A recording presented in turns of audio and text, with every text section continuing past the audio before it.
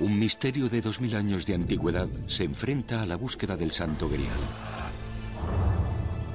Pero ¿cuál es la verdadera historia tras el Código da Vinci y su sorprendente retrato de Jesús y María Magdalena? Hoy descubriremos la verdad escondida tras los enigmas esbozados en la obra maestra de Leonardo da Vinci. Las rosas esculpidas en la capilla escocesa y las efigies de los caballeros medievales. Un código misterioso guardado en una iglesia de París. Una leyenda es lo que se escribe o se cuenta cuando la verdadera historia es demasiado peligrosa. ¿Qué es real? ¿Qué no lo es? Vayamos a los secretos del Código da Vinci. Los secretos del Código da Vinci. Año 1244. Las llamas azotan el pausado aire de un pequeño pueblo de montaña al sur de Francia. Una pira funeraria arde con rabia a medida que hombres, mujeres y niños son conducidos hacia las llamas. Para algunos, estos habitantes cátaros del siglo XIII eran auténticos creyentes. Para la iglesia medieval eran herejes perseguidos, sitiados y finalmente condenados. La Iglesia ordenó el exterminio en masa de los cátaros. Un ejército de 40.000 hombres descendió al sur de Francia con la orden de destruirlo todo. Centenares de almas cátaras murieron, aparentemente mártires por su fe. Es un hecho histórico. Pero algunos creen que escogieron la muerte para preservar un secreto tan poderoso que podía amenazar los mismísimos fundamentos de la Iglesia.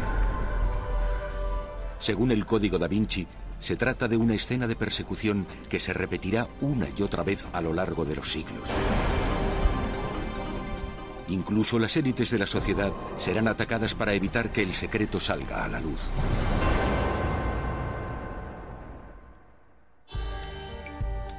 Pero ¿cuál es ese peligroso secreto? Es el secreto alrededor del cual gira el fenomenal bestseller. El Código da Vinci, una novela que combina de forma muy inteligente la realidad histórica con hechos totalmente ficticios.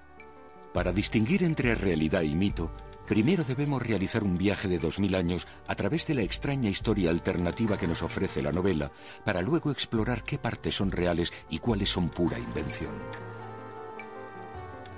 No hay material nuevo relacionado con la herejía o la ortodoxia en el Código da Vinci.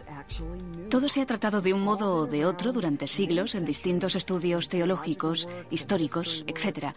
Se trata de un nuevo enfoque del siglo XXI sobre el tema del Grial y otros temas más antiguos. Todo este material ha provocado que muchos de nosotros nos replanteemos aquello en lo que creemos y el por qué lo hacemos.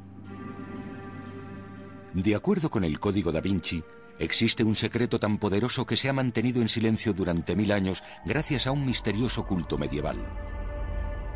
Una verdad revolucionaria que explica la muerte de los reyes. Una herejía supuestamente codificada en la obra de arte de uno de los mayores artistas de todos los tiempos. Creo que el Código da Vinci representa un fenómeno importante porque ha demostrado que la gente está abierta o busca tal vez una forma alternativa de comprender el cristianismo.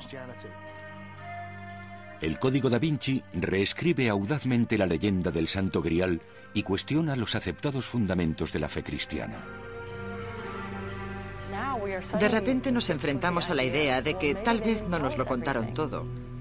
Pero después de leer la novela de Dan Brown, la gente piensa, Dios santo, me pregunto cuántas cosas más olvidaron contarnos. ¿Puede alguna de las afirmaciones del Código da Vinci ser verdad? ¿Es posible que Leonardo da Vinci dejara pistas herejes en sus más famosas obras de arte?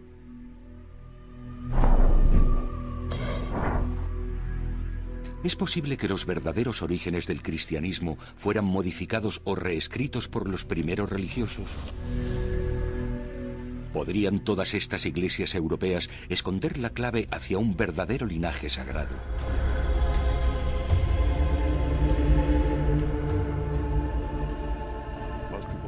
Mucha gente llega al Código da Vinci sin haber oído nunca nada de todo esto. Son ideas muy poderosas y constrictivas que comparten ciertas resonancias con hechos históricos y con nuevos estudios que se están realizando y que son desconocidos para la gran mayoría.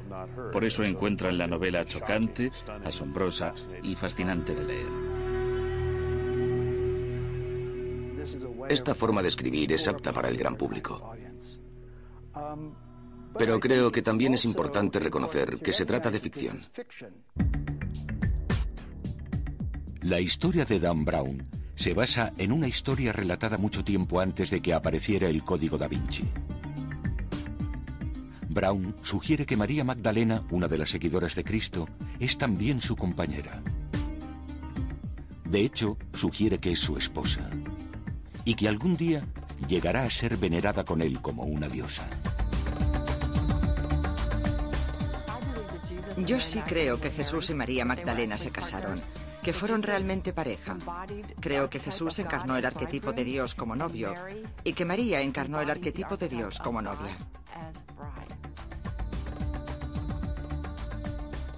La idea de que Jesús y María Magdalena pudieron mantener relaciones íntimas también la encontramos en el estudio El Enigma Sagrado.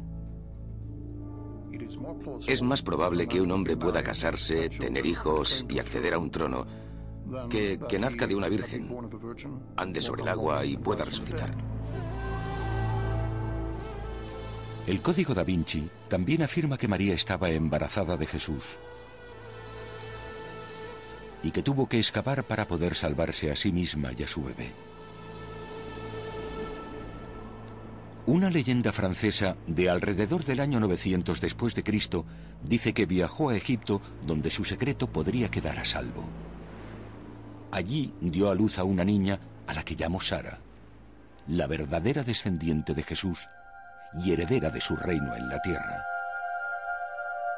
El nombre de la niña, Sara, en hebreo significa princesa. Por tanto, creo que esa criatura es de hecho una referencia legendaria a la línea de sucesión. Esta controvertida crónica, sin embargo, entra en conflicto con las creencias convencionales. No existe prueba alguna de la existencia de una línea de sucesión directa desde Jesús hasta la actualidad, de ninguna clase. Aún así, la leyenda afirma que Sara y su madre no se quedaron en Egipto. Cuando contaba unos 12 años de edad, Sara emprendió con María y más gente un viaje a través del Mediterráneo hasta las costas del sur de Francia. Existe una leyenda según la cual en el año 42 después de Cristo, María Magdalena y sus acompañantes aparecieron en la costa del sur de Francia en un bote sin remos y trayendo consigo la sangre real. El Código da Vinci afirma que los descendientes de Sara se casaron y fundaron una dinastía de reyes, los merovingios, monarcas en la Alta Edad Media francesa. ¿Existe alguna prueba que sugiera la existencia de descendientes directos desde Jesús hasta los merovingios? Pues probablemente. Seguro que existe algún indicio o algo que pueda interpretarse como tal, pero debo recordar que un indicio no prueba nada. Los merovingios gobernaron en el sur de Francia durante unos 300 años, pero cuando menguó su poder, según el Código da Vinci, fue preciso realizar un nuevo esfuerzo para mantener viva la línea de sucesión santa. Los intentos modernos de preservar la historia han involucrado de forma inevitable a una sociedad secreta o semisecreta conocida como el Priorato de Sion. Seguramente dicha sociedad existió alguna vez. En realidad, el verdadero Priorato de Sion se creó en el año 1099. Pero en el mundo ficticio del Código da Vinci, el objetivo del priorato es proteger la línea de sucesión de Jesús y de María Magdalena descrita en la sangre real o en los documentos de la sangre real.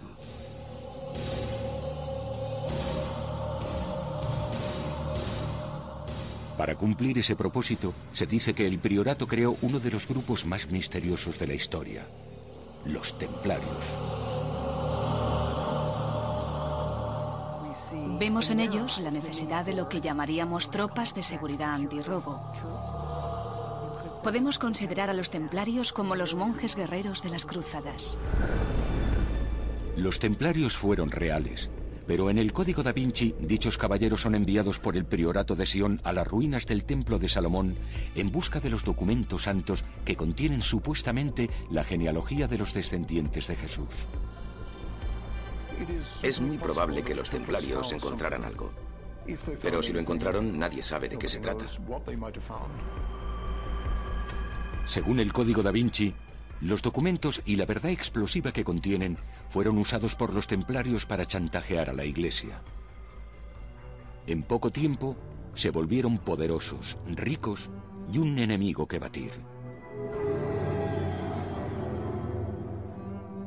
El 13 de octubre de 1307, el rey Felipe IV de Francia organizó un ataque sorpresa contra los templarios que había en Francia. Los soldados fueron encarcelados y los altos mandos capturados y asesinados, hechos que esparcieron el terror por toda Europa. Hoy en día sería como si abriéramos el periódico y viéramos que todos y cada uno de los ejecutivos de los bancos o empresas más importantes, como la IBM, han sido detenidos en todo el mundo. Pero en el Código da Vinci, algunos escaparon y regresaron a Europa con los secretos de los documentos de la sangre real. Los documentos se entregaron entonces al priorato de Sion para garantizar su seguridad. Según el Código da Vinci, la Iglesia inició la búsqueda de los documentos con el propósito de destruirlos. Dicha búsqueda de los documentos de la sangre real se convirtió en la búsqueda del Santo Grial. La idea principal que tenemos del Santo Grial hoy en día es la de una copa o un cáliz, sobre todo la del cáliz que contuvo la sangre de Cristo. Pero en el Código da Vinci es la misma María Magdalena quien contiene la sangre de Cristo. Su útero contiene a su hija. Ella es el Grial. Durante siglos, el priorato de Sion esconde esta verdad a la Iglesia. Los documentos que prueban la existencia de la línea de sucesión santa se pasan de un maestro del priorato a su sucesor, hasta que finalmente llegan a manos del maestro más famoso de todos, Leonardo da Vinci, o así lo cuenta la historia. Leonardo es una figura muy carismática y misteriosa. Es un Einstein. Es una persona con pensamientos brillantemente innovadores, nuevos y geniales paradigmas. El Código da Vinci afirma que Leonardo codificó sus conocimientos secretos en sus obras como, por ejemplo, en La Última Cena. La novela asegura que la figura de aspecto femenino que se sienta a la derecha de Jesús no es Juan, el amado discípulo, como siempre se había creído. Muy al contrario, él es en realidad ella, María Magdalena.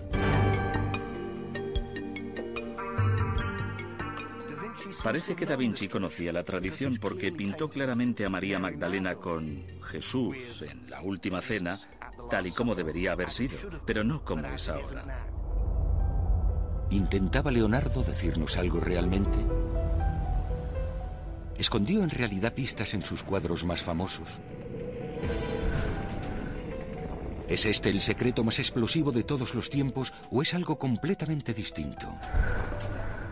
Hay siglos de valiosos enigmas a la espera, empezando por la no aparición de María Magdalena en la Biblia y por el prolongado silencio sobre su figura durante 2000 años. El Evangelio de Felipe dice que Jesús solía besar a María en su... Y luego hay un espacio en blanco, un agujero en el papiro.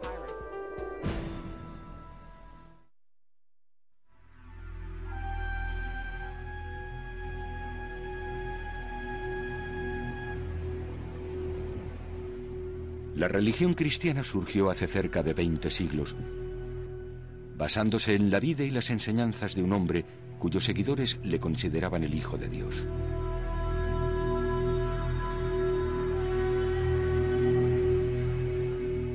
Pero ¿qué pasa con la mujer que llora a los pies de la cruz?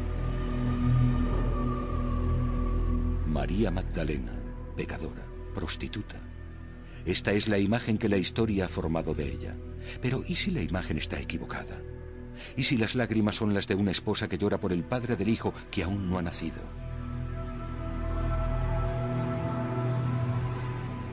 Esta es la nueva y radical visión de los orígenes del cristianismo que sugiere el Código da Vinci.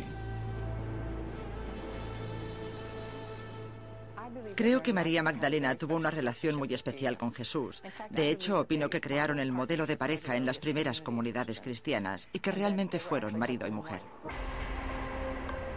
Es parte de la creencia el hecho de que la mujer que normalmente se recuerda como una prostituta fuera la persona a la que Jesús eligió para llevarla por el camino de la fe. Además, tras la crucifixión, esta mujer abandonó Jerusalén y partió hacia otras tierras para dar a luz a una niña, la verdadera heredera de la fe. Una increíble historia alternativa que se ha mantenido en secreto durante 2000 años.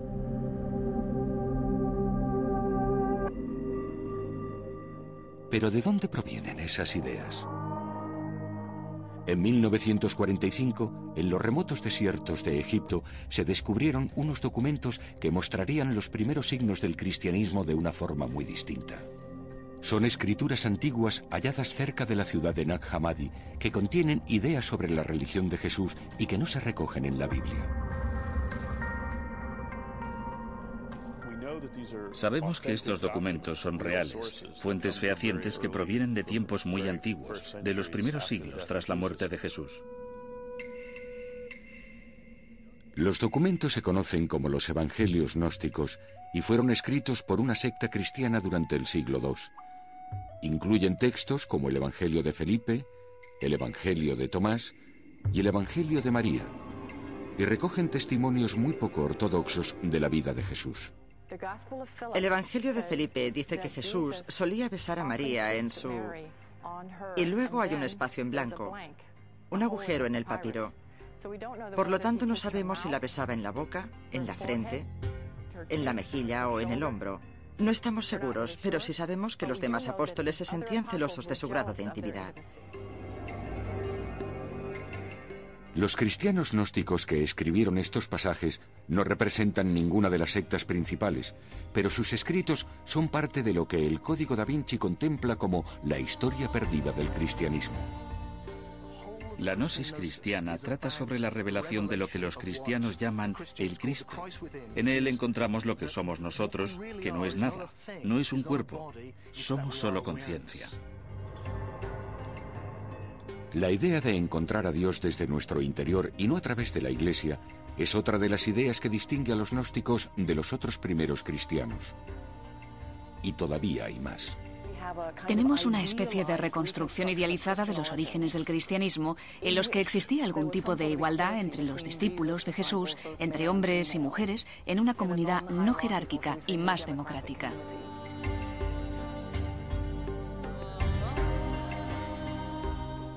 La idea de que María Magdalena pudiera haber sido la igual de Cristo, su esposa y la madre de su hija, son roles que no aparecen en los testimonios bíblicos. Los puntos de vista que sugiere el Código da Vinci fueron terminantemente censurados por la primera Iglesia, motivo por el cual los evangelios gnósticos tuvieron que ser escondidos en los desiertos de Egipto. Pero incluso en la Biblia, María Magdalena emerge como una seguidora destacada de Jesús. María Magdalena está presente en sus predicaciones, en la crucifixión de Jesús y en el primer apóstol reconocido, el primer discípulo identificado que tiene la visión de Jesús resucitado.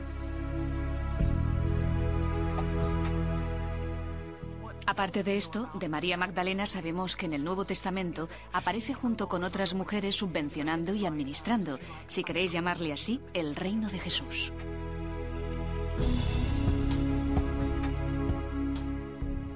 A María Magdalena se la menciona en los 4 evangelios canónicos, Mateo, Marcos, Lucas y Juan. Se la cita en 8 listas aparte, que incluyen otras mujeres, y en 7 de esas 8 listas ella aparece en primer lugar. Por lo tanto, aunque las escrituras nunca dicen que sea la primera dama, sí que aparece como una figura destacada. Evidentemente, la imagen a la que se le asocia más comúnmente es a la de la prostituta arrepentida. De hecho, se trata de una antigua equivocación. No existen escrituras que demuestren que María Magdalena fuera prostituta.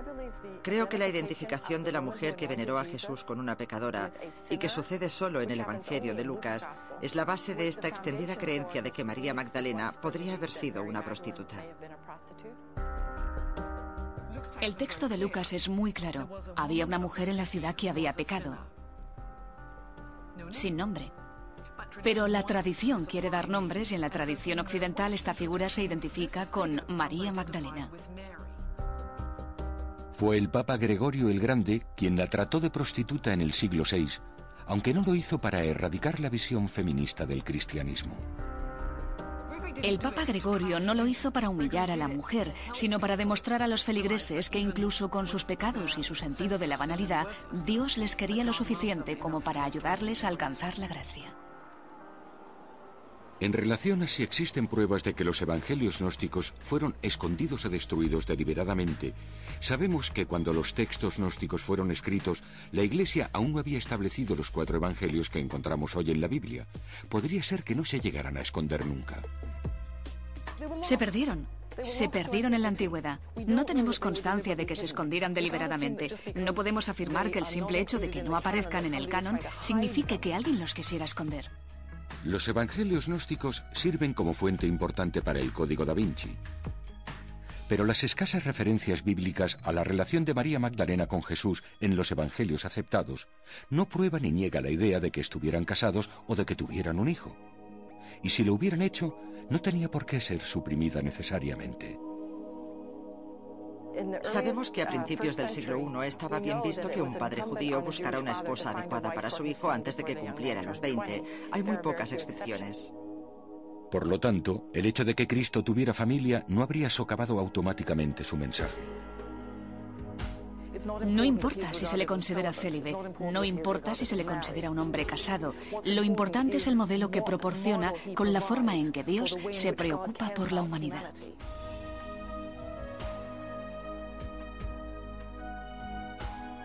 Además, la idea de encontrar a Cristo desde nuestro interior, más que a través de la Iglesia, podía resultar amenazante para las autoridades, lo que hace que la afirmación del Código da Vinci acerca de una tapadera de 2000 años parezca creíble. El misterio sigue abierto. ¿Y si María estaba realmente embarazada el día de la crucifixión? No podía permanecer en Jerusalén con el hijo de un Mesías crucificado. ¿Pero a dónde podía ir? ¿Y cuál sería su destino y el de su hija? Este es el tema central con el que el Código da Vinci nos sumerge en nada menos que la búsqueda del Santo Grial. No se puede llevar la sangre real en un jarrón con tapa. Corría por las venas de una niña.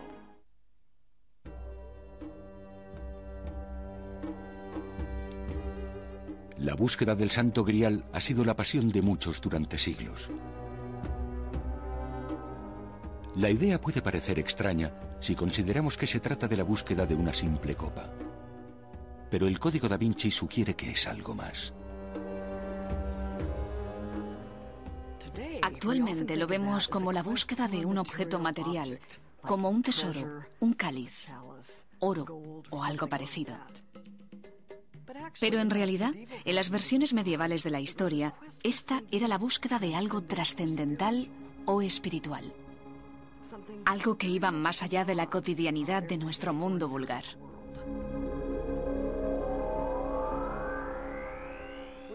Nuestro símbolo del Santo Grial es el de un cáliz o recipiente que un día albergó la sangre de Cristo.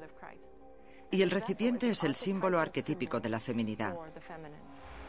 La tierra como recipiente, la madre como recipiente, el útero como recipiente.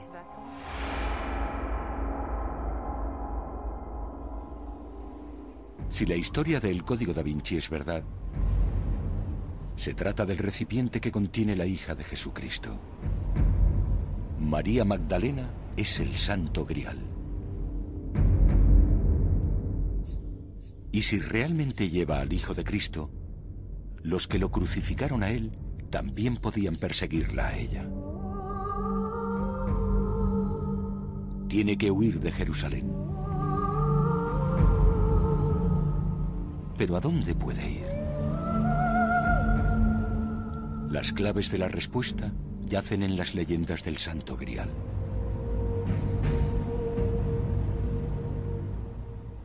Existen historias sobre el Grial en todas partes, desde Palestina hasta Inglaterra.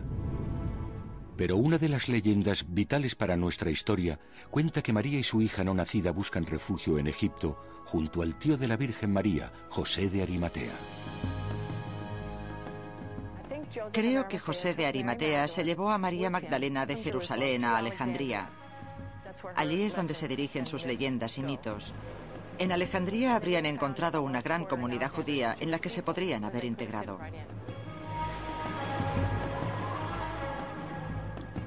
Una vez en Egipto, la leyenda cuenta que María Magdalena dio a luz a una niña, Sara, y que la educó allí hasta que cumplió 12 años.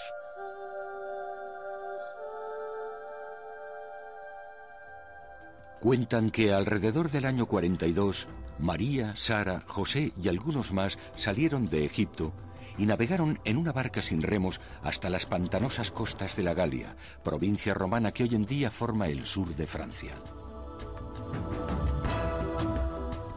Así tenemos una leyenda que dice que ellos trajeron la sangre real. Pues bien, no se puede llevar la sangre real en un jarrón con tapa. Corría por las venas de una niña. Algunas historias describen su viaje hasta estas costas, cercanas a la población de Saint-Marie-de-la-Mer. Allí vivirían María y su hija durante el resto de sus vidas. Lo que es un hecho irrefutable es que existían comunidades judaicas esparcidas por todo el sur de Francia, y que muy probablemente cualquier refugiado palestino de la época podría haber encontrado asilo en alguna de dichas comunidades. Hoy en día, una soberbia iglesia que data del siglo IX conmemora esta creencia. Está dedicada a dos figuras de las Escrituras: María Jacobea, hermana de la Virgen María, y María Salomé, madre de dos apóstoles, Santiago el Mayor y San Juan. Según la sabiduría popular religiosa, ambas Marías acompañaron a José y a María Magdalena hasta Francia. Aquí se las representa en una barca sin remos.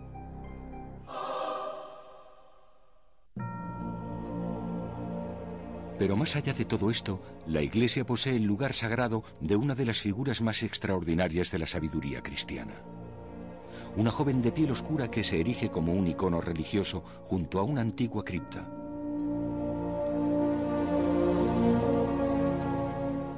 La chica recibe el nombre de Sara, la egipcia.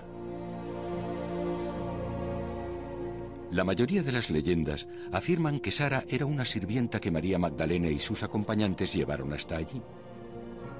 Pero existe otra versión que afirma que Sara es la hija de María y que nació en Egipto, la única descendiente de Jesús.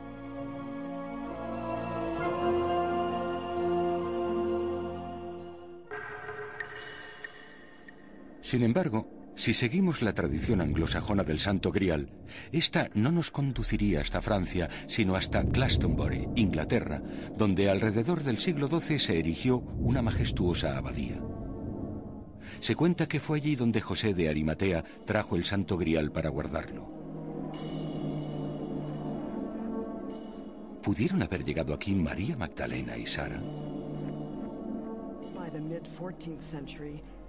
A mediados del siglo XIV, el abad John de Glastonbury promulga la historia de José de Arimatea y vincula Glastonbury a la trama. Y lo cierto es que hasta finales del siglo XV, los monjes de la abadía de Glastonbury no empiezan a difundir ellos mismos la historia.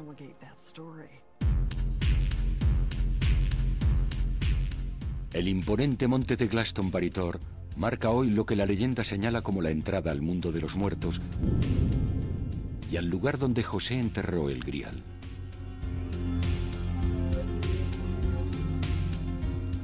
Más tarde, de allí brotó un manantial de agua curiosamente rojiza, símbolo emblemático de la sangre de Cristo vertida de una copa sagrada. Esta agua todavía brota de lo que se conoce como el Pozo del Grial. Y los creyentes de todo el mundo visitan este lugar en busca de las supuestas propiedades curativas sobrenaturales del manantial.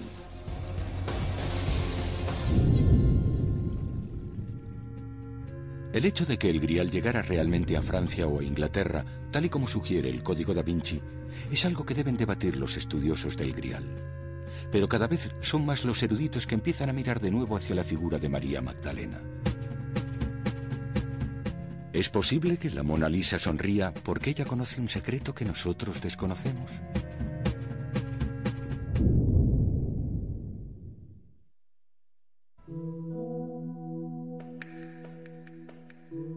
El Código da Vinci sostiene que las claves de las creencias herejes de Leonardo se pueden encontrar en algunos de sus cuadros más conocidos.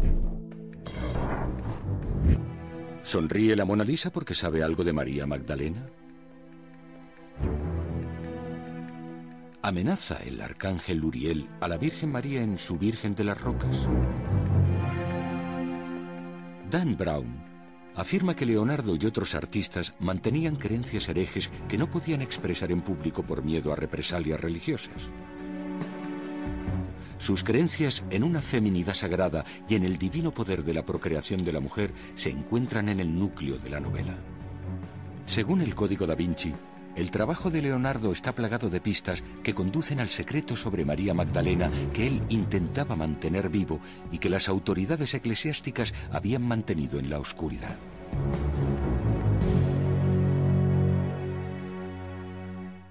La leyenda es lo que se cuenta o se escribe cuando la verdad de la historia es demasiado peligrosa. Por tanto, es muy probable que las leyendas contengan pequeñas dosis de verdad. Yo creo en la sagrada unión de Cristo y María Magdalena y que ésta yace en el mismo corazón de la historia cristiana.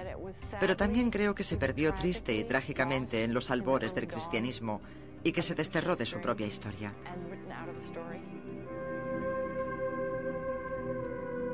De acuerdo con el Código da Vinci, se decide erradicar por completo el culto a María Magdalena en el año 325 después de Cristo, en un concilio de obispos convocados por el emperador Constantino. Se llamó el Concilio de Nicea. En el Concilio de Nicea, el objetivo de Constantino era crear una forma coherente y simple de cristianismo a la que pudieran adherirse todos esos obispos guerreros. Todos tenían opiniones diferentes. Constantino quería una iglesia, un imperio, un emperador. Y el trato básico era: venid a Nicea, uníos a mi credo y podréis disfrutar de una gran fiesta a expensas del emperador. Si no os unís a mi fe, seréis desterrados del imperio, es decir, estáis muertos en el viejo mundo. El enfrentamiento fue inevitable. La Iglesia puso su mirada sobre los gnósticos y los condenó por sus creencias y su herejía. Fue entonces cuando la religión empezó a masculinizarse y se erradicaron las huellas del movimiento a favor de la feminidad sagrada, incluyendo lo que se consideraban pensamientos herejes, a la vez que se adoptó el texto oficial del Nuevo Testamento. Especialmente la idea de que María Magdalena dio a luz a una niña y que existían descendientes vivos del mismo Jesús. Constantino ordenó destruir los textos gnósticos, salvando solo los evangelios tradicionales que hoy encontramos en la Biblia. ¿O eso dice el Código da Vinci? La verdad acerca de los orígenes del cristianismo se perdió, puesto que solo se permitió la supervivencia de una de las historias, y fue escrita por el obispo Eusebio, que fue el interlocutor de Constantino, su propagandista. ¿Pudo realmente el Concilio de Nicea reescribir la historia cristiana? ¿O son los seguidores del Código da Vinci los que lo están intentando? No existe ningún tipo de debate en las deliberaciones de los concilios cristianos sobre si incluir o no incluir libros que identificaran específicamente los textos no canónicos que se encuentran en la biblioteca inglesa Nag Hammadi. Los evangelios descubiertos en el Nag Hammadi, como el Evangelio de Felipe, el Evangelio de Tomás y el Evangelio de María, son retratos muy poco ortodoxos de la vida de Jesús. Según los historiadores religiosos, en el Concilio de Nicea no hubo ningún debate sobre los textos que debían escogerse para elaborar la versión oficial de la fe cristiana. La decisión sobre qué debía ser incluido, excluido o considerado sospechoso, 3 categorías que definían el material que podía entrar o no en el canon, no se tomó hasta finales del siglo III y principios del siglo IV. Pero no se conoce ningún intento de excluir el Evangelio de Tomás. El canon fue evolucionando durante varios siglos, y los 27 libros que encontramos actualmente en el Nuevo Testamento no se recopilaron hasta 42 años después del Concilio de Nicea. La afirmación de que otros textos sobre los orígenes del cristianismo fueron destruidos durante este periodo es una gran exageración.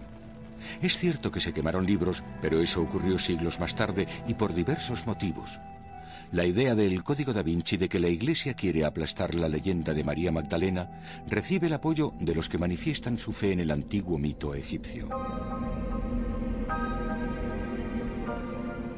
Según esta teoría, desde los primeros tiempos la Iglesia habría estado ansiosa por eliminar cualquier elemento que relacionara el Nuevo Testamento con los rituales paganos. Para ellos, el Dios que fallece y resucita es Osiris.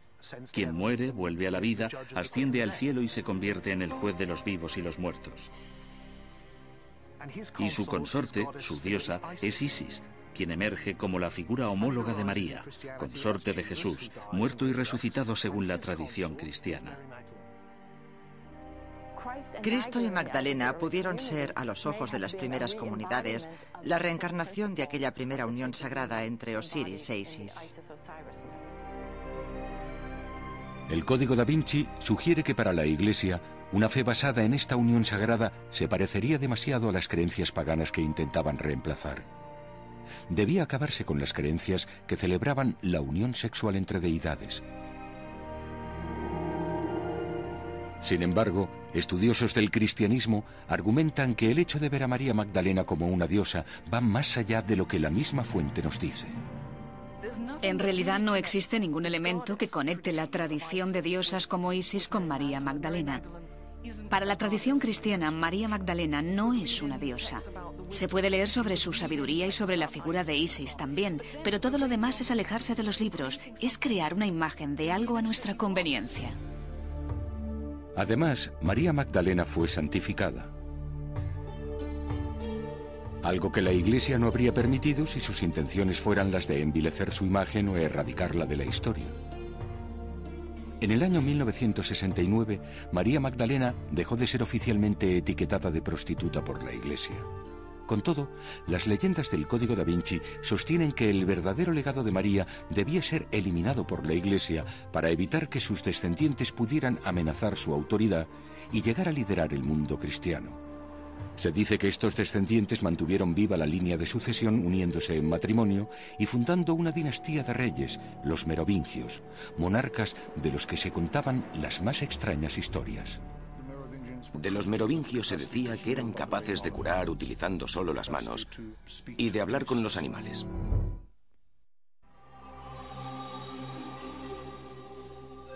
Hace un siglo, en el aislado pueblo de Rennes-le-Château, situado al sur de Francia, en los Pirineos, el padre Berenguer Saunier, capellán de pueblo y homónimo del conservador del Louvre asesinado en el Código da Vinci, Jacques Saunier, inició la restauración de su iglesia.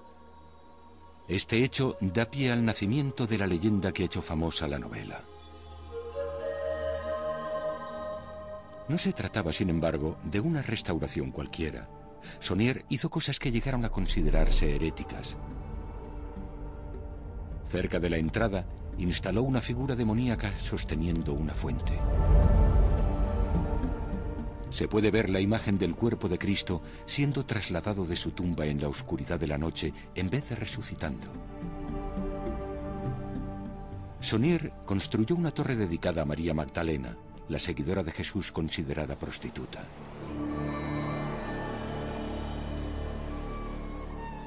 La leyenda cuenta que durante la restauración, Saunier eliminó un pilar visigodo y que en sus cimientos halló algo asombroso.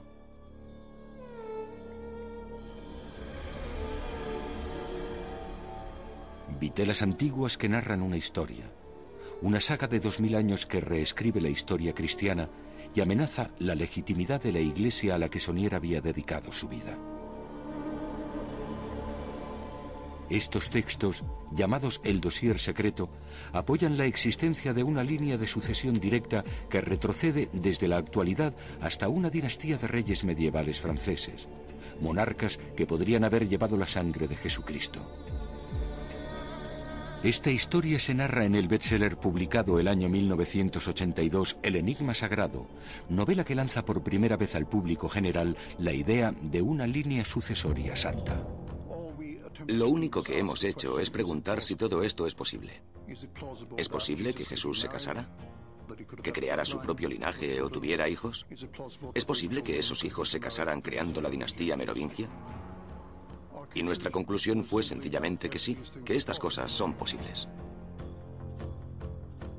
De acuerdo con la leyenda, María Magdalena y sus acompañantes llevaron el Santo Grial a Francia, y suponemos que ese Santo Grial es la hija de la sangre sagrada, la sangre real de Israel, del rey David y de Jesús. En el Código da Vinci, esos descendientes de Jesús se unieron formando la línea de reyes franceses conocidos como merovingios, monarcas reales durante los siglos V, VI y VII, que además se han convertido en la fuente de todo tipo de relatos fantásticos. De los merovingios se decía que eran capaces de curar con solo las manos, que poseían la capacidad de hablar con los animales y que gozaban de una cierta relación clarividente con la naturaleza. A pesar de estas afirmaciones, el reinado de los merovingios no duró demasiado. Alrededor del 751 su poder se había apagado. El último merovingio fue Dagoberto II, cuya leyenda cuenta que se casó con una princesa visigoda. Con todo, su reinado duró tan solo 3 años. Acabó repentinamente mientras dormía en una expedición de cacería. Según la leyenda, Dagoberto dormía bajo un árbol en el bosque de las Ardenas cuando una lanza le atravesó el ojo. Existen indicios, no pruebas, solo indicios de que la Iglesia pudo participar en el asesinato de Dagoberto II. Se trata de la saga supuestamente recogida en el dossier secreto que se encontró bajo el pilar visigodo de Rennes-le-Château y que se menciona en el Código da Vinci. Pero en realidad, la conexión entre Jesús y Dagoberto, el último de los reyes merovingios, todavía no ha podido ser demostrada. No sé de ninguna prueba que demuestre que la línea de sucesión llegara hasta la época merovingia. Lo único que tenemos son leyendas. Además, la genealogía medieval no es del todo demostrable. Dagoberto existió de verdad, pero no existe prueba alguna que demuestre que pertenecía a una dinastía santa. Otras narraciones cuentan que Dagoberto fue víctima de un clan rival y no de un asesino de la Iglesia. Además, el pilar visigodo que Sonnier sacó durante la restauración no tenía ninguna cavidad suficientemente grande como para guardar ningún documento secreto. Pero las historias sobre una línea sucesoria santa no mueren aquí. De acuerdo con el Código da Vinci, existen otros documentos mucho más antiguos que contienen nada más y nada menos que el árbol genealógico que retrocede directamente hasta Jesús y María Magdalena. Y textos antiguos llamados documentos del San Graal, entendiendo San Graal como la palabra medieval para Santo Grial. La primera vez que se menciona el Grial se cita como una única palabra, San Graal. Durante la Edad Media, alguien dividió de forma arbitraria la palabra por detrás de la N y por delante de la G, por lo que el resultado fue San Graal o el Santo Grial. Si por el contrario dividimos la palabra San Graal una letra por detrás, por la G, el resultado que obtenemos es San Raal o sangre real. ¿Podríamos estar hablando de una línea de sucesión santa? ¿De una línea de descendientes directos de Jesús? Con los documentos del Santo Grial, la historia se traslada de Francia hasta Jerusalén y las ruinas del Templo de Salomón, donde el Código da Vinci afirma que se escondieron estos pergaminos antiguos. Para conseguir la participación del pueblo en el lanzamiento de las cruzadas, se dijo que se iban a mandar tropas a Tierra Santa en busca de reliquias que incluían el Santo Grial.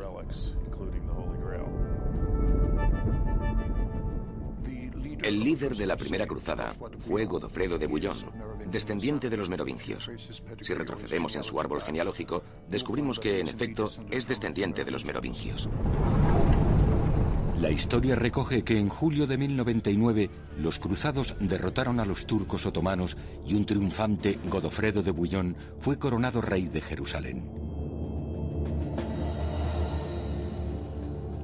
Y según el Código da Vinci, ese mismo año Godofredo fundó el Priorato de Sion, un grupo de culto secreto que debía proteger la línea sucesoria santa durante los siguientes 10 siglos.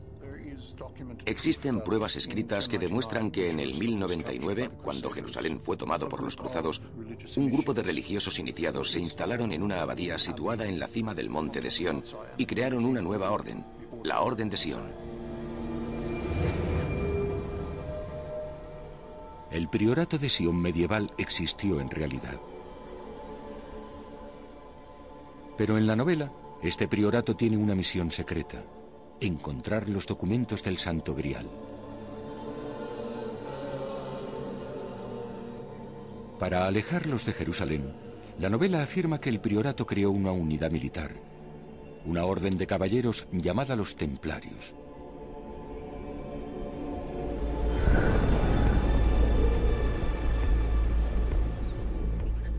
Los Templarios son un hecho histórico. Se crearon para proteger a los peregrinos de las cruzadas. Tenían su sede en las ruinas del Templo de Salomón, templo del que cogieron su nombre. Los templarios ocuparon el monte del templo. Esto es un hecho histórico. Los templarios ocuparon el templo de Salomón durante 9 u 11 años, dependiendo de la crónica que consideremos. Luego los templarios se volvieron poderosos porque encontraron la verdad secreta.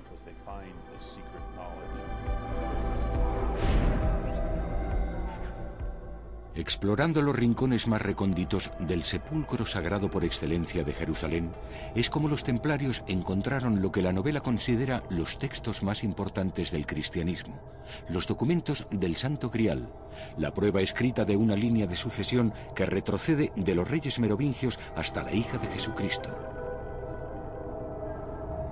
Es gracias a este descubrimiento que, según la novela, los templarios se volvieron ricos y poderosos.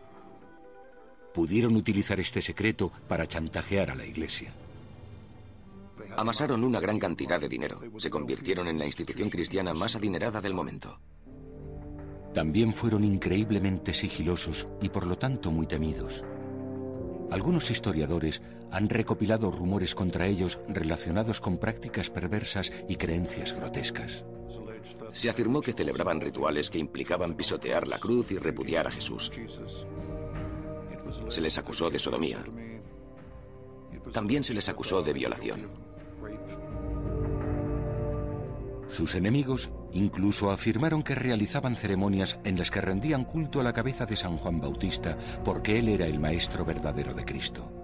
Pero no importaba la gravedad de los cargos que se les imputaban, siempre había alguien dispuesto a creerles. Si bien los templarios fueron considerados héroes en muchos aspectos, la combinación de riqueza y secretismo los convirtió en los enemigos del rey francés y de la Iglesia. Hubo un pacto secreto entre el rey Felipe IV de Francia y el Papa Clemente V. Ambos fueron amenazados por lo que podríamos llamar un cada vez mayor y más poderoso grupo de templarios. El viernes 13 de octubre del año 1307, por eso se considera que el viernes 13 es un día de mala suerte, y siguiendo las órdenes secretas del rey Felipe IV, sus senescales, mariscales y sirvientes tomaron todas las instalaciones templarias de Francia y arrestaron a cuantos caballeros pudieron. Los estudios muestran cómo fueron asediados, torturados y ejecutados. Si bien el trágico final de los templarios es un hecho real, la mayoría de las acusaciones que se realizaron contra ellos no lo eran. Sabemos que la mayoría de las acusaciones se exageraban. No se pudo demostrar que fueran culpables de los cargos que se les imputaban, pero el Papa decidió que los cargos eran lo que hoy denominan el veredicto de lo no demostrable. No existían pruebas, pero se les consideraba culpables solo por su condición. ¿Y qué es lo que dicen los descubrimientos arqueológicos acerca de los pergaminos que encontraron en las ruinas del templo? Se han encontrado algunos objetos, sobre todo espuelas de caballos y restos de espadas, pero esto no tiene nada que ver con el escondite de un tesoro, u oro o pergaminos. Tampoco la riqueza de los templarios provino del chantaje a la Iglesia, provino de las aportaciones populares. La nobleza les entregó tierras por toda Europa y en otras partes. Los templarios también fueron los primeros en establecer el primer sistema bancario multinacional de la Europa occidental, ya en la época medieval. En poco tiempo sus bienes aumentaron considerablemente. El por qué se disolvieron está relacionado con su propia misión original, proteger a los peregrinos que viajaban a Jerusalén. Pero alrededor del 1312, Tierra Santa volvió a pasar a manos musulmanas. Por eso se disolvieron ese año. Lo más importante aquí es si fueron creados realmente por el priorato de Sion. No existe ninguna prueba histórica documentada que demuestre la conexión entre la orden medieval de los templarios y lo que se ha llamado el priorato de Sion. Aún así, la historia de los templarios está envuelta de tanto misterio que aún deja margen para especular sobre el porqué de su creación. ¿Por qué fueron atacados? Y, si creemos en el Código da Vinci, ¿cómo algunos de ellos pudieron escapar de Jerusalén con los documentos del Santo Grial? De vuelta a Europa, y con los pergaminos que algún día serían inmortalizados como el Santo Grial, recorren el camino hasta el priorato de Sion para guardarlos en un lugar seguro. Una vez puestos a buen recaudo, su extraordinaria historia se reservaría para el día en que se revelara la verdad en un futuro lejano. Durante aquellos siglos, el secreto iría pasando de un maestro del priorato de Sion a otro. Y si la historia es cierta, entre esta hermandad secreta se encuentra uno de los hombres más brillantes que jamás haya existido. Tuve que mirar mis libros de arte en medio de la noche y comprobar de nuevo La Última Cena. Me dije, Dios mío, hay una mujer en el cuadro.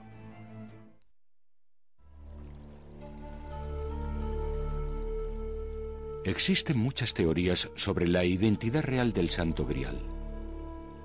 La copa que Cristo utilizó en la Última Cena. El cáliz que contuvo su sangre el día de la crucifixión. ¿Es la propia María Magdalena? ¿O son también, tal y como sugiere el Código da Vinci, los documentos del Santo Grial, la genealogía de la familia de Cristo? Si los templarios encontraron esos documentos en Jerusalén y escaparon con ellos hacia Europa, ¿qué se hizo de ellos? ¿Y cómo pudo sobrevivir su secreto sobre el Hijo de Jesús y María Magdalena durante la Edad Media? Teóricamente, los templarios llevaron los documentos a sus superiores, el priorato de Sion, guardianes de la línea de sucesión santa. Ellos preservarían el secreto hereje. Pero si debemos creer la leyenda, no estarían solos. Durante los siglos XII y XIII, surgieron comunidades herejes por todo el sur de Francia. Recibieron el nombre de cátaros y mantenían creencias fuertemente opuestas a las de la Iglesia. Los cátaros no aparecen en el Código da Vinci, pero se comentan en el libro publicado en 1982, El Enigma Sagrado, una investigación real de muchos de los temas que aparecen más tarde en la historia alternativa del Código da Vinci.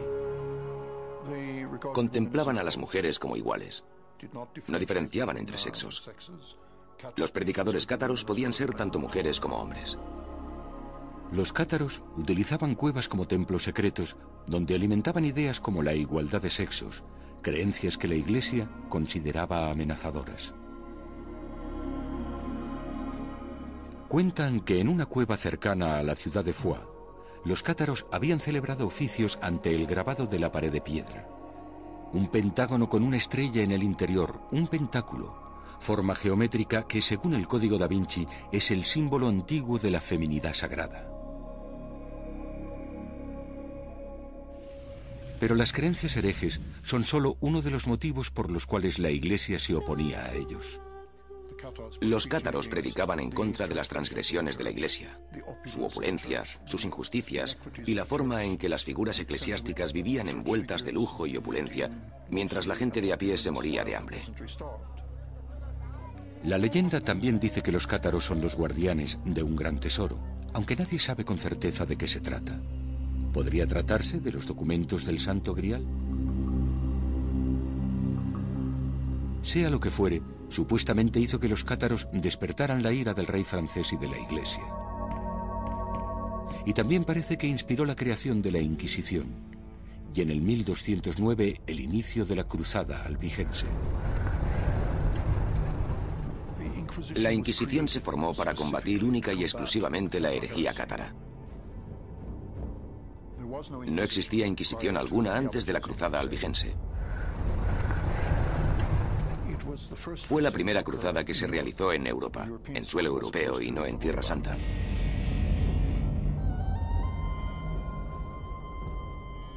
Fue también la primera cruzada iniciada por los cristianos y en contra de otros cristianos.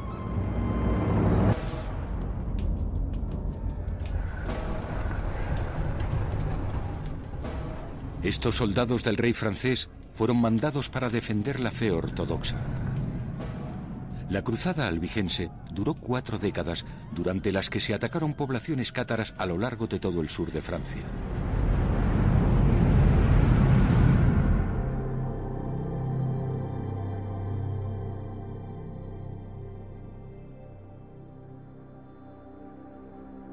En el año 1244 tuvo lugar el último ataque a una fortaleza situada en la cima de la montaña de Montségur.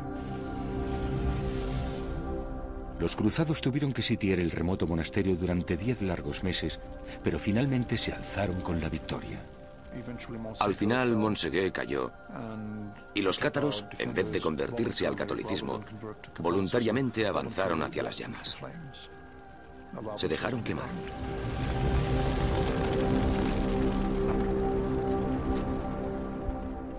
En términos históricos, la razón por la que el rey de Francia atacó a los cátaros fue para hacerse con sus propiedades. La herejía fue una excusa para la expropiación masiva.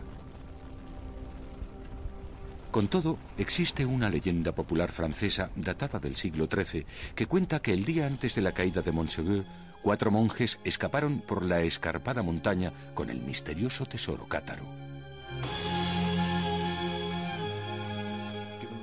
Por la propia naturaleza del terreno, no se podían llevar grandes cantidades de oro, por ejemplo.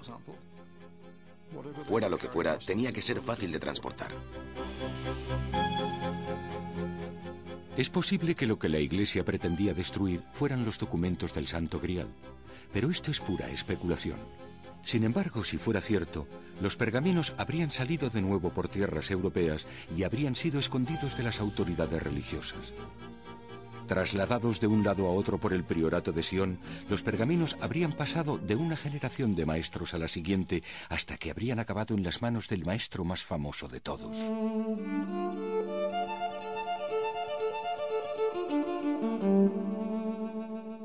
Un artista florentino que parece personificar el espíritu del pensamiento libre e independiente del dogma religioso.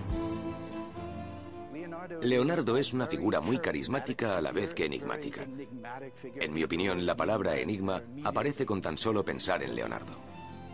Es la fusión del arte y la ciencia lo que caracteriza el Renacimiento y el trabajo de Leonardo. De acuerdo con el Código da Vinci, entre sus intereses se encontraban la creencia en María Magdalena y en la feminidad sagrada que supuestamente codificó en su arte. Yo creo que Leonardo tenía muchas ideas ocultas y secretas que podría haber expresado en sus cuadros. El ejemplo más famoso de las creencias ocultas de Leonardo es la Última Cena. La leyenda afirma que el Santo Grial es la copa de la que bebió Cristo durante esa cena. Sin embargo, en el cuadro no hay rastro alguno del Grial. ¿O sí lo hay?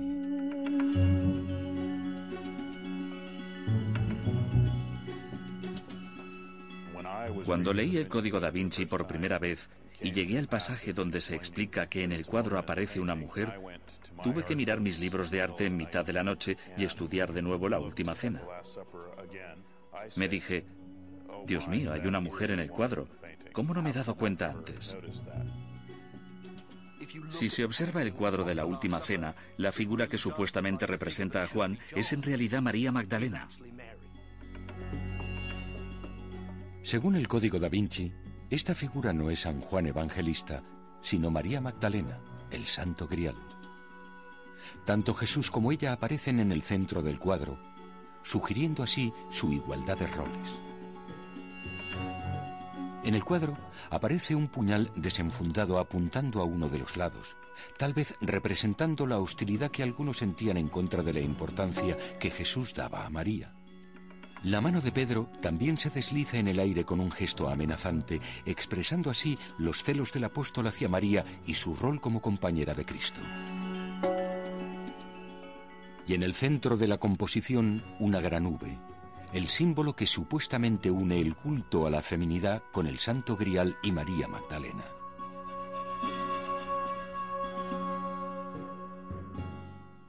Sabemos que el grial podría haber sido un recipiente y uno de los símbolos antiguos de la feminidad es el recipiente. La forma de la V es la copa o el cáliz, el útero el recipiente de la vida, el triángulo púbico si queréis. Al igual que el pentáculo, se supone que la V es el símbolo antiguo de la deidad femenina. ¿Pero es real este simbolismo cifrado? Leonardo da Vinci, al igual que todos los artistas, introdujo símbolos en sus obras de arte de forma que el público pudiera reconocer su significado visual. Lo que no introdujo fueron figuras herejes en sus cuadros. Durante el Renacimiento se pintaron varias últimas cenas. Tenemos muchos ejemplos. San Juan Evangelista aparece siempre al lado de Cristo y tiene siempre un aspecto afeminado. Tiene el pelo largo y una cara muy bonita, aunque de ningún modo puede interpretarse como una María Magdalena camuflada. El puñal a la izquierda de la Última Cena de Leonardo es el puñal de San Bartolomé, uno de los 12 discípulos, y fue desollado cuando le martirizaron. La forma de la V como símbolo de la copa y el útero y la feminidad sagrada es el argumento principal del Código da Vinci. ¿Por qué representa la V la feminidad sagrada? Es una invención, no una teoría que tenga legitimidad. La V no es un símbolo de la feminidad sagrada. Leonardo siempre hacía composiciones dinámicas. La forma de V de la parte izquierda la hizo para crear un efecto dramático.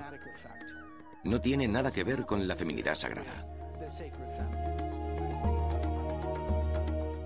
Pero si esta figura es realmente Juan y la V no tiene relación alguna con el grial o la feminidad sagrada, ¿por qué en la Última Cena no aparece ningún cáliz? El Santo Grial va más ligado a la leyenda artúrica, al rey Arturo y la tradición literaria inglesa. Tiene más relación con el romanticismo en el siglo XIX que con el Renacimiento.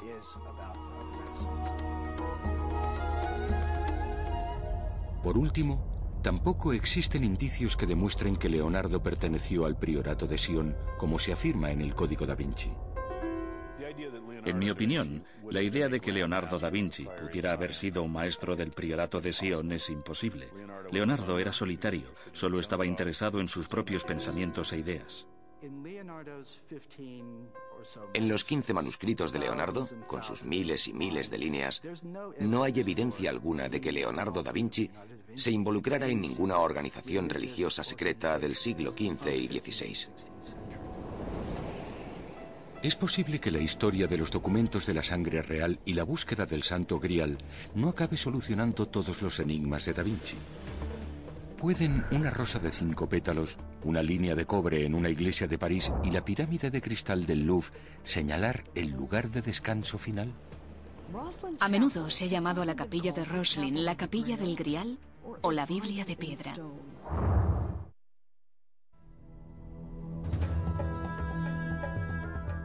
En el Código da Vinci, el arte de Leonardo contiene claves que conducen a la creencia hereje de que Jesús y María Magdalena fueron marido y mujer,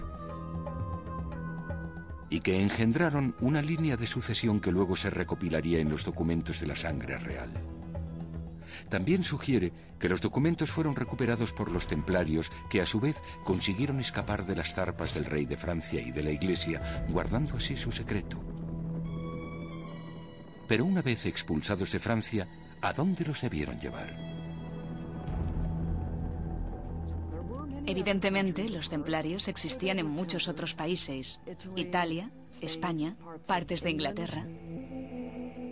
Y en el Código da Vinci, uno de los posibles escondites es aquí, la iglesia del Temple de Londres, que de hecho fue construida por los caballeros templarios y consagrada en el 1185.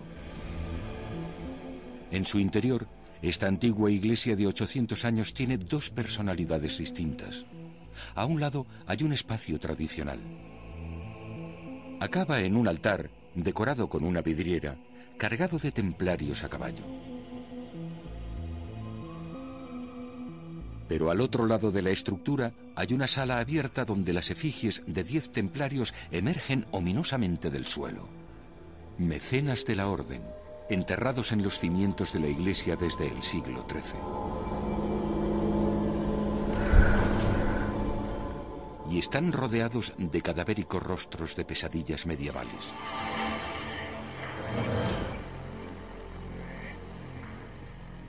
Lo más importante, sin embargo, es la sala de forma circular donde el Código da Vinci sugiere que se pudieron haber realizado rituales sexuales como celebración de la unión sagrada de Jesús y María.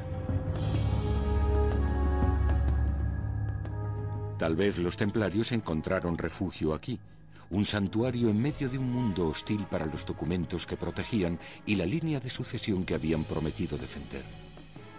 ¿Pero demuestra realmente la forma circular de la iglesia la existencia de estas intrigas medievales? Es más probable que la forma redonda provenga de la iglesia del Santo Sepulcro, porque es lo que los templarios medievales juraban defender. La iglesia del Santo Sepulcro de Jerusalén es en efecto redonda.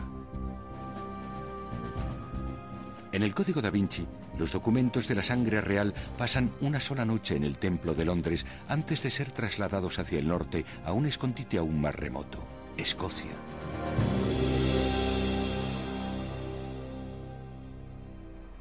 En las afueras de Edimburgo encontramos otro lugar sagrado, supuestamente construido por los templarios en el año 1466.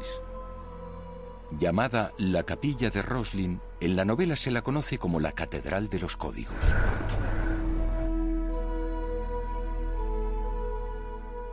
La Capilla de Roslin no es una catedral. Originalmente debía ser parte de una catedral mucho más grande. Sin embargo, posee una gran cantidad de fascinantes tallados pertenecientes a varias tradiciones como la cristiana, la judía, la pitagórica, la rosacruciana y otras tradiciones esotéricas. El Código da Vinci sostiene que son pistas que conectan todos los grupos vinculados a la línea sucesoria santa.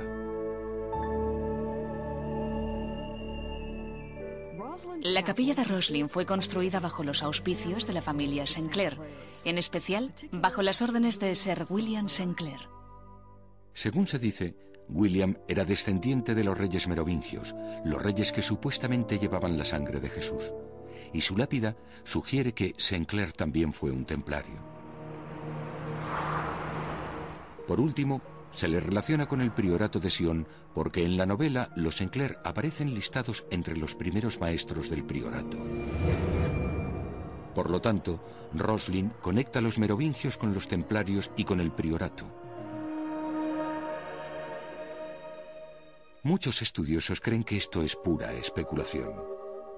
No existe ninguna conexión entre los templarios de la época medieval y la familia Sinclair de Roslin. Sí que hay lo que algunos creen que son tallados templarios que se utilizaban en los sellos oficiales de dicha organización medieval. Pero el hecho de que esos tallados sean parecidos no significa que los templarios construyeran la capilla de Roslin. Pero todavía hay más símbolos misteriosos en Roslin, incluyendo el pentáculo y la rosa que, según el Código da Vinci, son símbolos de la feminidad y del priorato de Sion. En el techo hay una estrella de 5 puntas y junto a ella un panel de rosas. La capilla también recibe su nombre de la rosa, puesto que teóricamente se encuentra sobre algo a lo que llaman la línea Rosetta. La novela identifica la línea Rosetta con el primer meridiano, el marcador geográfico de las zonas horarias antes de que se trasladara a su actual emplazamiento en Greenwich, Inglaterra. En la novela, dicha línea también se extiende a lo largo de otro punto destacado, la pirámide del Louvre de París, el lugar donde empieza la trama de la novela y un símbolo recordatorio de Egipto, la tierra donde María Magdalena dio a luz a la hija de Jesús. También se dice que puede verse en otro punto de París, la iglesia de Saint-Sulpice.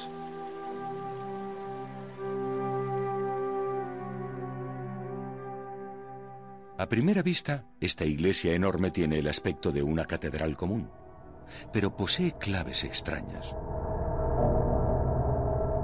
La vitrina contiene las iniciales PS. ¿Podrían ser las iniciales del priorato de Sion? Para los ingenuos, el obelisco de estilo egipcio vuelve a ser un icono de Egipto. Y a lo largo de su nave central encontramos una línea de cobre, según el Código da Vinci, la línea Rosetta. Desde las catedrales de París hasta las colinas de Escocia, la línea Rosetta conecta una conspiración que abarca todo el continente y cuyo objetivo es el de preservar la antigua verdad sobre la línea sucesoria santa. Pero lo que sucede es que vemos más allá de lo que realmente hay.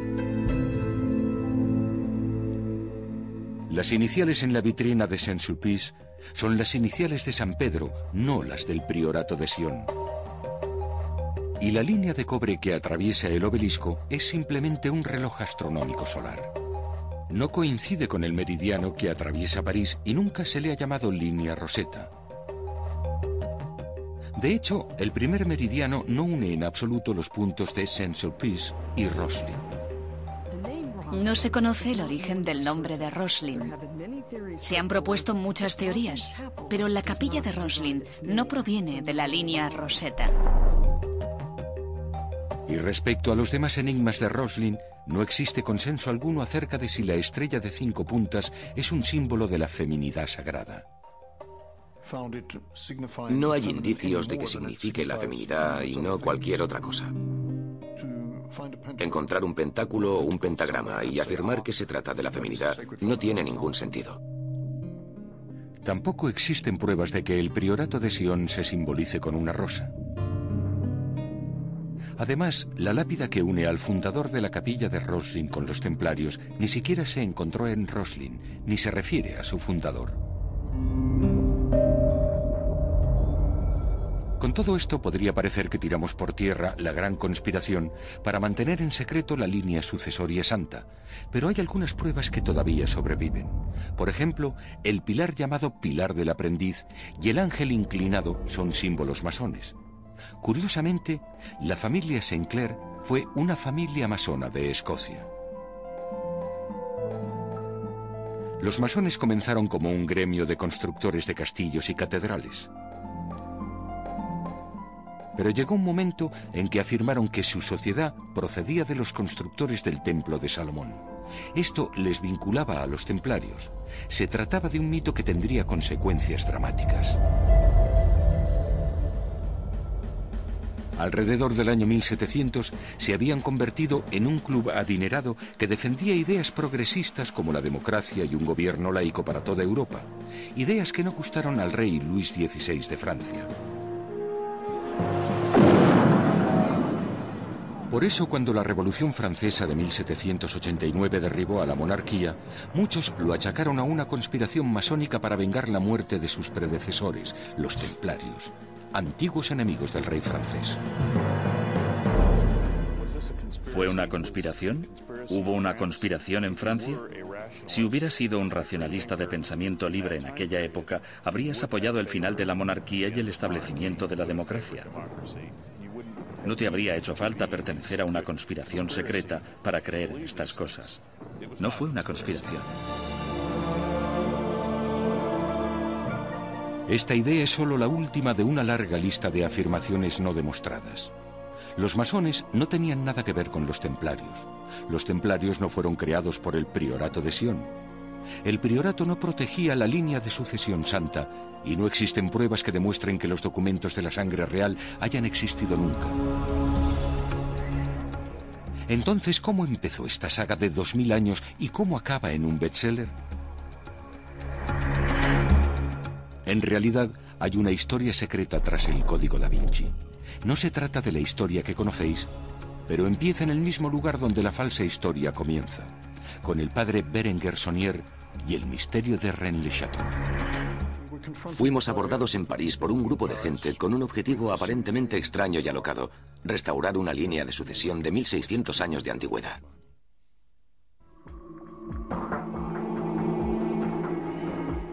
La genialidad del Código da Vinci yace en la audacia con la que teje historia, leyenda y fantasía para crear un nuevo e intrigante tapiz.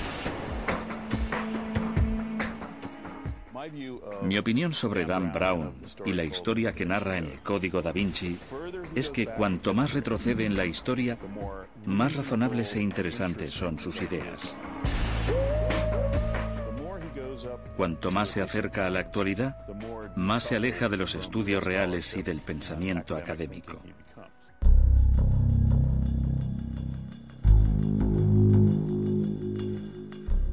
Fijémonos en el caso del padre Saunier y su supuesto descubrimiento del dossier secreto. El dossier secreto es un punto central para la historia. Pero si el padre Saunier no lo encontró realmente en su iglesia, ¿de dónde salió el dossier?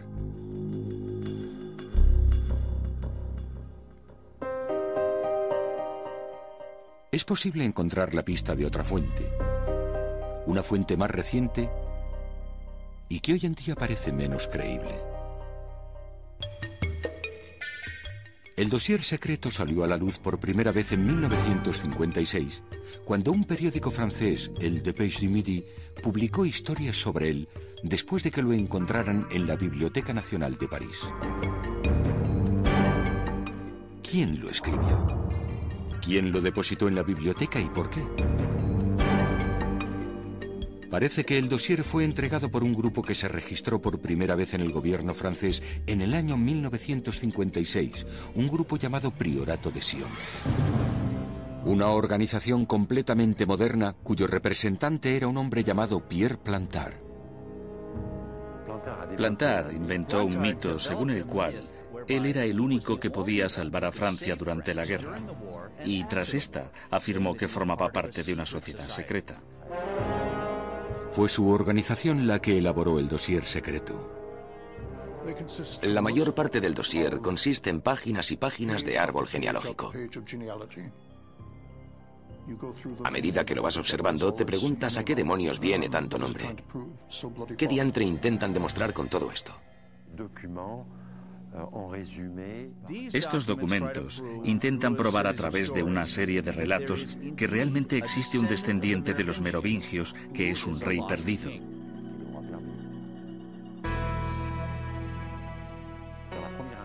En la primera entrevista que hice a Plantard, le pregunté qué pensaba él sobre la historia del rey perdido, y él me respondió que el rey perdido no estaba tan lejos como yo creía.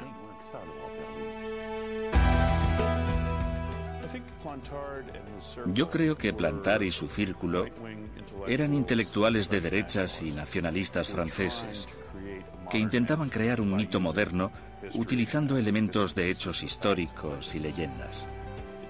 En mi opinión, es más que evidente que la creación del Priorato de Sion como organización moderna, la elaboración del dossier secreto y el entramado del mito en el seno del Priorato de Sion y toda su leyenda es un acto totalmente intencionado. A pesar de todo, los documentos despertaron el interés de algunos investigadores como Richard Leigh, intrigados por la idea de un antiguo priorato de Sion. Antiguas transferencias de documentos indican que existió algún priorato medieval, pero se trataba más bien de una orden católica poco importante que no duró mucho. Fuimos capaces de seguir algunas pistas en referencia al priorato de Sion, hasta el año 1619. Encontramos una referencia datada del 1619, según la cual los jesuitas se alzaron con la soberanía del priorato en Orleans y los expulsaron. Después de esto no volvimos a encontrar más referencias al priorato hasta el año 1956. Esta investigación apareció en la publicación de El Enigma Sagrado en 1982. Fuimos abordados por un grupo de gente en París con un objetivo aparentemente extraño y alocado: restaurar una línea sucesoria de 1600 años de antigüedad. Lake y sus coautores rizaron un poco más el rizo. Unieron los merovingios con Jesús y María Magdalena. Nuestra conclusión fue simplemente que sí, que estas cosas son posibles. Yo no diré, ni mis colaboradores dirán, que nos las creemos. Definitivamente no defenderemos que esto fue lo que sucedió realmente. Esta historia especulativa se introdujo de forma muy ingeniosa en la novela de ficción El Código da Vinci. Se añadieron elementos nuevos como el de la feminidad sagrada y los enigmas de Leonardo da Vinci en sus obras de arte. Había nacido un fenómeno. Todo cobra sentido en una ficción genial.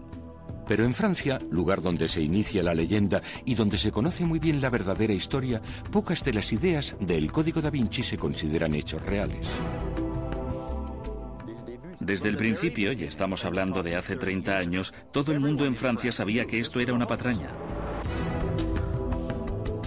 Mentira o no, todavía queda un capítulo de El Código da Vinci por explorar. Un capítulo que va más allá de las páginas del libro. Opus Dei significa la obra de Dios. Y el propósito del Opus Dei es extender el mensaje de que todos podemos alcanzar la santidad. Los hechos reales tras la ficción en las conclusiones de los secretos del Código da Vinci. El Código da Vinci es una historia plagada de enigmas, empezando por la muerte del conservador, extendido en el suelo del Louvre como el hombre de Vitruvio de Leonardo. Es el primero de muchos enigmas que nos conducen a un templo en Londres, donde encontramos las efigies de los caballeros que protegieron la línea de sucesión santa. A una iglesia en París, donde un monumento sugiere que la hija de Jesús nació en Egipto. A la idea de que ésta tuvo descendientes. Y hasta una capilla en Escocia repleta de iconos de una conspiración antigua para mantener en secreto la línea de sucesión santa. Y un culto misterioso que pretende revelar la asombrosa verdad al mundo. Todos estos enigmas tienden a conducirnos hacia puntos muertos, pero en la novela, las acciones del priorato de Sion obligan a entrar en acción a un grupo religioso conservador que pretende eliminar el secreto de la línea de sucesión santa. Pero este grupo existe más allá de las páginas de la novela. El Opus Dei es una organización de la Iglesia Católica y su nombre proviene del latín. Opus Dei significa la obra de Dios. Y el objetivo del Opus Dei es el de extender el mensaje de que todos podemos alcanzar la santidad a través de nuestro trabajo y de nuestras obligaciones cotidianas. El retrato del Opus Dei es muy impreciso. Refleja que sus miembros rezan todo el día, llevan capuchas y generalmente se involucran en conspiraciones. Nosotros vamos a misa cada día y tal vez dediquemos una hora diaria a la oración. Pero lo hacemos en nuestros hogares porque en nuestros trabajos actuamos como todo el mundo.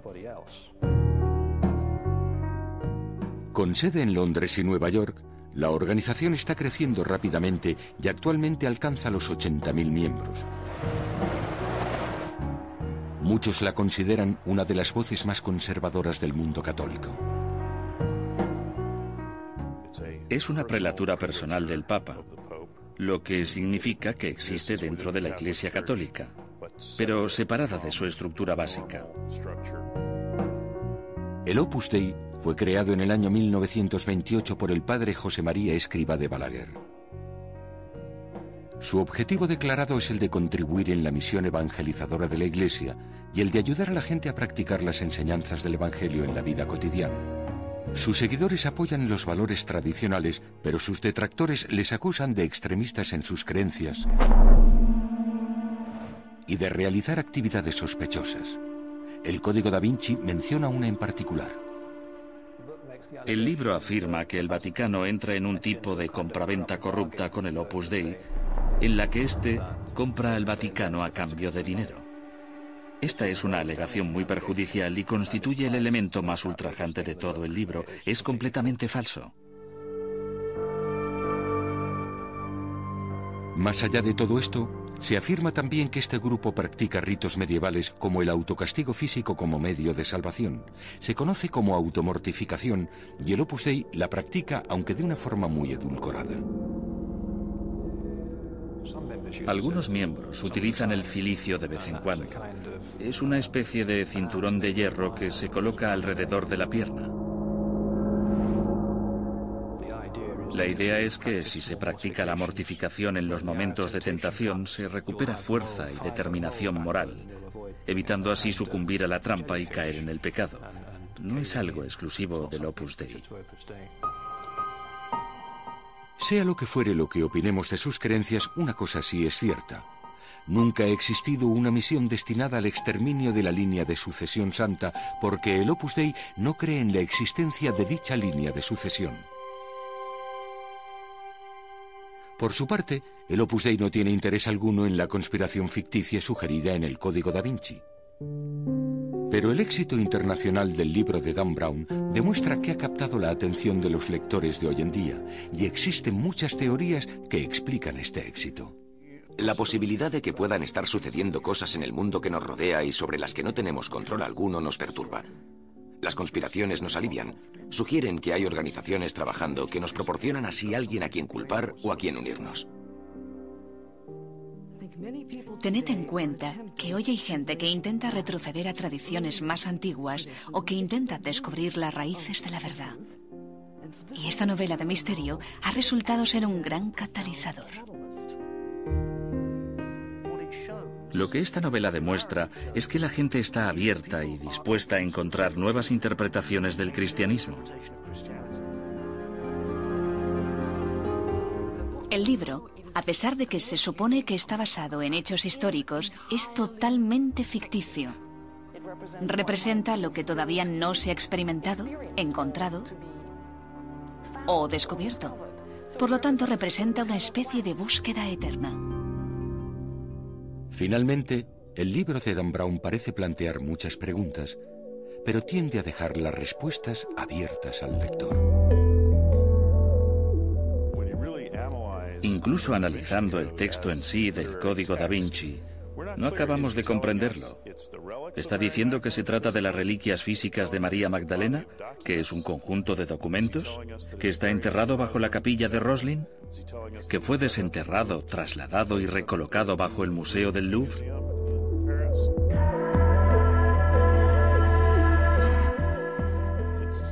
Es una historia muy incoherente sobre la que Dan Brown nos anima a reflexionar, pero realmente sin darnos ninguna respuesta. Ha viajado a los mismos orígenes del cristianismo en un momento en el que la gente siente mucha curiosidad por este tema. Ha introducido el tema del papel de la mujer en el cristianismo, la historia de la Iglesia y la historia de la religiosidad y la espiritualidad.